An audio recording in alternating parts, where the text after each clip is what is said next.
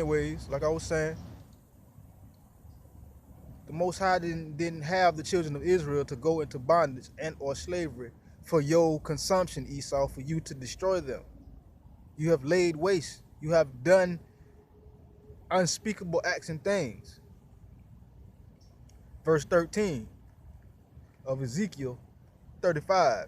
Thus with your mouth ye have boasted against mine, and have multiplied your words against me. I have heard them.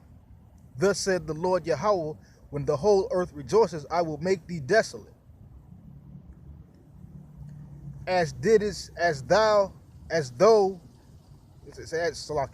didst rejoice at the inheritance of the house of Israel, because it was desolate, so I will do unto thee. Thou shalt be desolate, O Mount Seir, and all Idumea, even all of it, and they shall know that I am the Lord. See, you thought you had it. You thought you was the sugar honey iced tea. You talk trash against the Most High. You boasted yourself up against them. You done multiplied your words against them. You done blasphemed the Most High so much and so many times till you can't even count it. But now the Most High is gonna make you desolate. Earth is gonna rejoice. Israel is gonna rejoice. The whole earth, as a matter of fact, is gonna be glad you gone. So yeah, the earth is gonna rejoice. When the whole earth rejoices, the Most High gonna make you desolate. I mean, he gonna destroy you. As thou didst rejoice at the downfall of Israel, because it was desolate, so will he do unto you, Esau. So he do unto you, Idumea, Mount Seir, Petra, and you gonna know that Yahweh Bahashim Yahushua is Lord.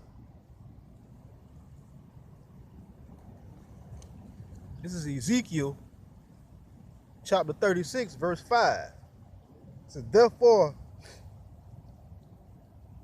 thus saith the Lord Yahweh, surely in my fire of jealousy have I spoken against the residue of the heathen and against all Idumea, which have appointed my land into their possession with the joy of all their heart, with despiteful minds to cast it out for prey. So guess what? Yes, again, the Most High is saying, surely in the fire of his jealousy, he has spoken against the residue, the remaining party, you Edomites, you Idumeans, all of Idumea. So that means, Esau,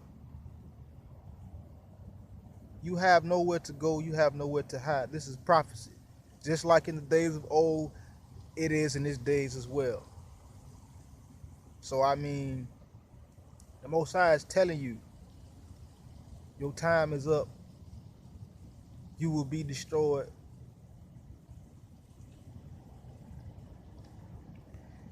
You possess the land of Israel and the people of Israel, and you think ain't nothing gonna come to you.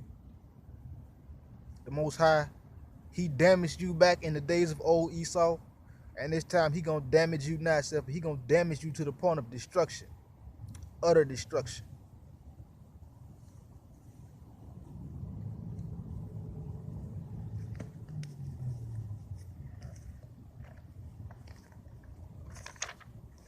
So I mean, Esau, don't take offense, Esau. Don't get mad.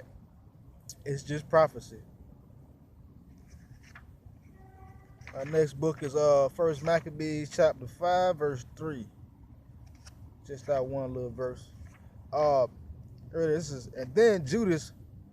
This is an old account, but yet it's just a reference to what is going to happen to you.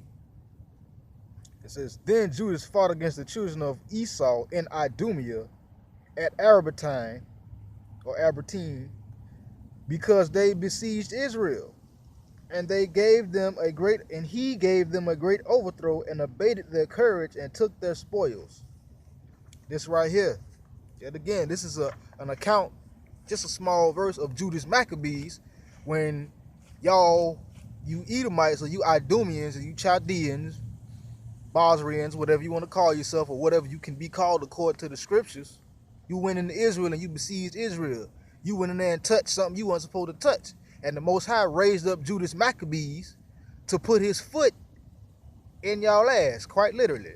Excuse me for saying it like that, but that's what it is. But this is just another form, another saying that you're going to be brought down because Judas Maccabees put whoop on you, went up in your land, took your stuff, punked you, and yeah, he took over. He took over. And that's what's going to happen to you in these days, Esau, according to the prophecies. The Most High is going to come, take over, and you think you sweet, but it's not going to happen, though, according to the scriptures.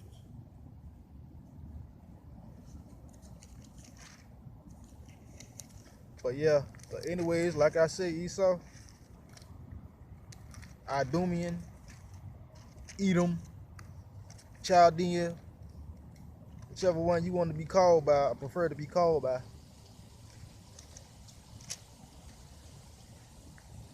Ain't nothing for you. This here's your last, this you on the ropes. It's like a boxing match and you losing. Terrible. Anyways, this is Isaiah chapter 47, verses 1 and 5. It says, "Come down and sit in the dust, O virgin daughter of Babylon. Sit on the ground, there is no throne, O daughter of the Chaldeans, for thou shalt no more be called tender and delicate." I'm going to just, verse 3. I'm going to skip down to verse 3. "Thy nakedness shall be uncovered. Thy shame shall be seen. I will take vengeance, and I will not meet thee as a man." First off, again, Esau. Most High is telling you, you might as well get ready. Because he finna bring the pain. Your city, your kingdom is no more. You will not be called tender and delicate. You will not be respected around the world anymore. Verse 3, "Your nakedness shall be uncovered." Just to use a reference, I was watching one of the videos of Elder Rumlab, and he was saying, your skirt is being lifted. Everybody think it's a woman. When they find out, when that skirt lift up, they're going to find out it's a rod under that skirt. And when these other nations find that out, that's when the Most High is going to take his vengeance, just using a reference. And the Most High ain't meeting you as a man. You just don't know. But anyway, this is verse 5. You know what? I'm gonna just read verse 4 anyway. As for our Redeemer, the Lord Yahweh B'Hashem Yahushua of hosts is his name, the Holy One of Israel. That's who gonna meet you, man. Yahweh B'Hashem Yahushua. Yahushua coming. And he ain't finna come sit down and sprinkle flowers and be talking about hugs and kisses. Everybody say, no, he ain't coming for none of that, man. Anyway, my point. Verse 5. "Sit thou silent and get thee into darkness, O daughter of the Chaldeans," which is Babylon, which is this country, "for thou shalt no more be called the Lady of Kingdoms." Why would you be called the Lady of Kingdoms? You know why you was called the Lady of Kingdoms? Because you done committed whoredom with every other nation. These other nations have committed whoredom with you. And if you look up the word whoredom, if you take off the W, the H, the O, and the R, guess what you have at the end? Edom.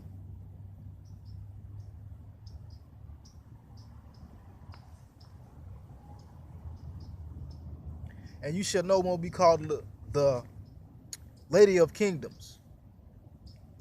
Because the Most High is finna flatline you, Esau, and your kingdom. So I mean, get ready. You're gonna try to label the men of the Lord as terrorists, but we just speaking and preaching the truth. But that's how you do, Esau.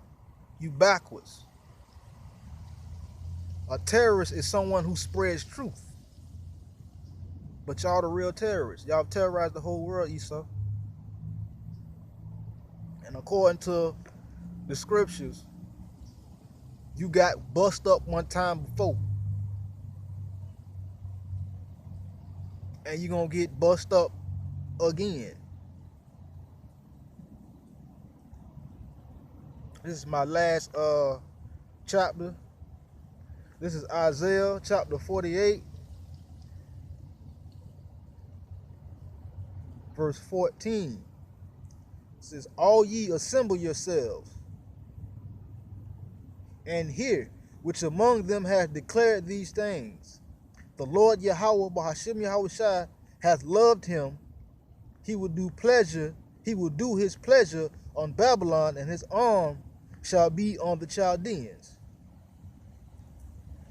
Saying, listen up, assemble yourselves, which among them hath declared these things. The prophets declared these things, that it will be a destruction of Esau. The Most High has declared the destruction of Esau and his kingdom. And it says right here, the Lord Yahweh Bahashim Yahushai hath loved him, which is Israel. He will do pleasure on Babylon. He will do his pleasure on Babylon, and his arm shall be on the Chaldeans. Most High is going to destroy this place. And ain't nothing you could do, Esau, but watch prophecy fulfill itself. So, I mean, just get ready. Because you really don't know what's in store. You read about it in the scriptures, you know your time is up, but you really don't know how it's all going to go down. Like, really down to the actual detail. But anyways, Esau, I know y'all probably watch the videos of any brother in GMS.